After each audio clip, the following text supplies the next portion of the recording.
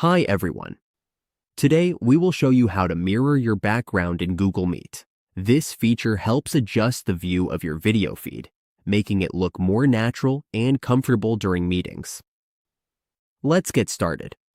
On your Google Call dashboard, you might notice that if your background is mirrored, it can be hard to read labels.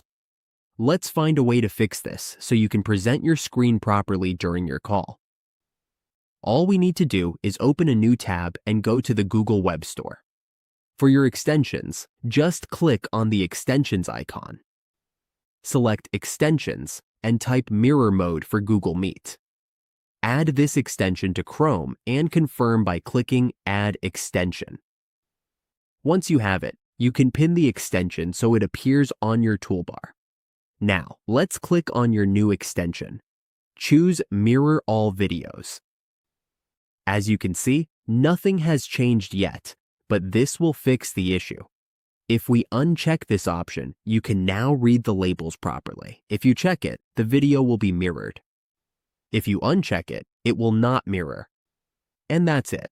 You've successfully mirrored your background in Google Meet. With this simple trick, your video will look exactly the way you want for a more polished and professional meeting.